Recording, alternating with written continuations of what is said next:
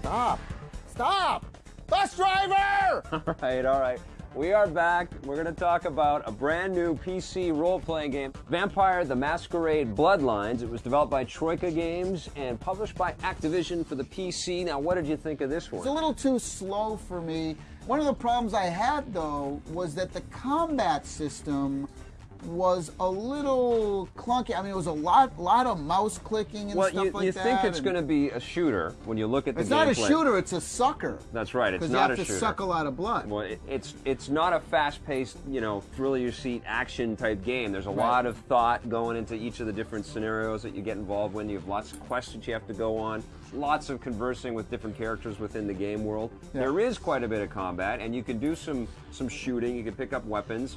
You want to use the sword because that's the thing that really chops people up. There's swords, there's tire irons, there's baseball bats, there's all kinds of melee weapons. You can even use your fist and be pretty effective with that. What makes this game cool are all the vampire powers that you get. They call them disciplines in the game, and you can have all sorts of disciplines depending on what kind of clan your vampire creation is attached to. I had no discipline. You didn't have any discipline, no. I know. But the disciplines are really cool. I mean, I had this one where I could actually make the enemies that I was facing get sick to their stomach. It's very deep.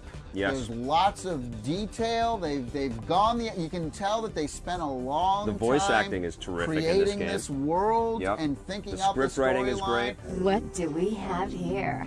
Another scrumptious young plaything straight out of life and into my club?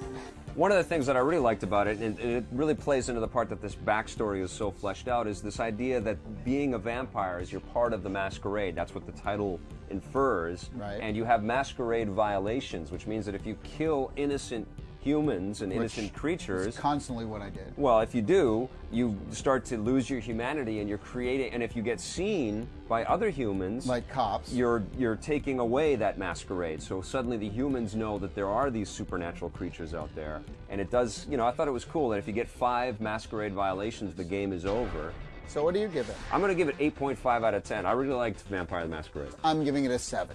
On the positive side, the backstory to this game is immense, so it's a very, very deep and fleshed out experience. There are all kinds of very cool vampire powers that you get to employ.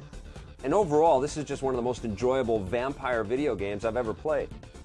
On the negative side, the combat system is a little clumsy. And if you're not into the whole character management thing, then you may be more inclined to pick up a vampire game like Blood Rain 2 instead.